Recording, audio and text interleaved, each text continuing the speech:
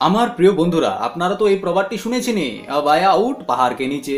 মালদ্বীপের রাষ্ট্রপতি হওয়ার পর মোহাম্মদ মুইজু ভারত বিরোধী অবস্থান বজায় রেখেছিলেন, কিন্তু এখন ভারতের প্রতি তার অবস্থান নরম হতে শুরু করেছে। মোহাম্মদ মুইজু এখন একটি সমঝোতামূলক অবস্থান গ্রহণ করেছেন এবং বলেছেন যে ভারত তার দেশের ঘনিষ্ঠ মিত্র হয়ে থাকবে। শুধু তাই নয়, ভারতের কাছ থেকে নেওয়া ঋণে ছাড় দেওয়ার জন্য উনি দাবি করেছেন। মোহাম্মদ মুইজুর অবস্থা হয়ে গেছে এরকম একটি শিশুর মতো, যে প্রথমে বোকামি করে তারপর অনুশোচনায় জোরে জোরে কাঁদতে শুরু করে।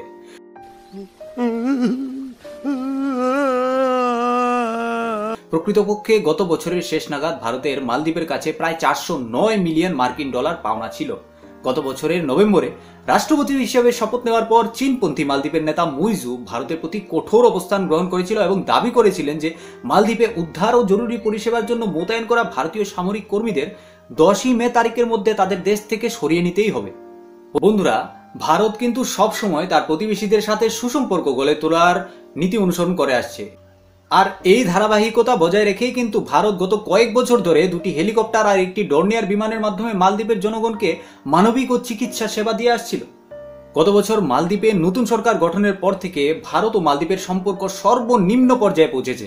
আর এর কারণ হলো মালদ্বীপ সরকারের ভারত বিরোধী নীতির প্রচার এবং চীনের প্রতি আনুগত্য দেখিয়ে চীনপন্থী নীতি গ্রহণ করা।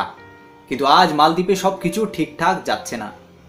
মালদ্বীপের অবস্থা এতটাই খারাপ হয়ে গেছে যে না চাইতেও মুইজুকে আজ ভারতের প্রশংসা করতে হচ্ছে। দেখা আপনি লাপরওয়াহি কা নতিজা। মুইজু বলেন, ভারত মালদ্বীপকে সহায়তা প্রদানে গুরুত্বপূর্ণ ভূমিকা পালন করছে এবং সর্বাধিক সংখ্যক প্রকল্প বাস্তবায়ন করছে। মালদ্বীপের নিউজ পোর্টাল edition.mb এর খবর অনুযায়ী মুইজু বলেছেন যে ভারত মালদ্বীপের ঘনিষ্ঠ মিত্র থাকবে এবং এতে কোনো সন্দেহ নেই। ভালো কথা। তিনি বলেন, তিনি বর্তমানে মালদ্বীপের অর্থনৈতিক সামর্থ্য অনুযায়ী ঋণ পরিশোধের বিকল্প সব রাস্তা খুঁজতে ভারত সরকারের সাথে আলোচনা করেছেন।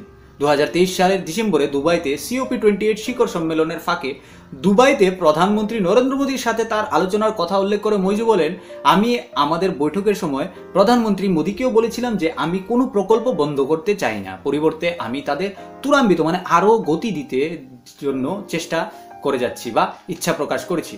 এর সম্পর্কে এক প্রশ্নের জবাবে মুইজু এটিকে মালদ্বীপে ভারতীয় সেনাবাহিনীর উপস্থিতি নিয়ে ভারতের সাথে বিরোধের একমাত্র ঘটনা হিসেবে বর্ণনা করেন এবং বলেছিলেন যে ভারতও এই সত্যটি মেনে নিয়েছে এবং সামরিক কর্মীদের ফিরিয়ে নিতে রাজি হয়েছে।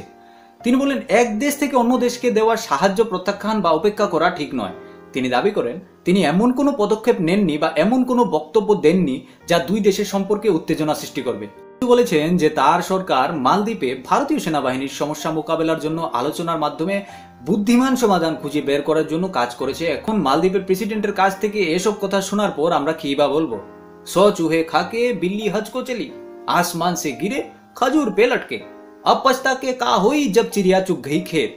এর অর্থ একটাই, মোহাম্মদ মুইজুর চাইনিজ বেলুনের হাওয়া এখন বেরিয়ে গেছে।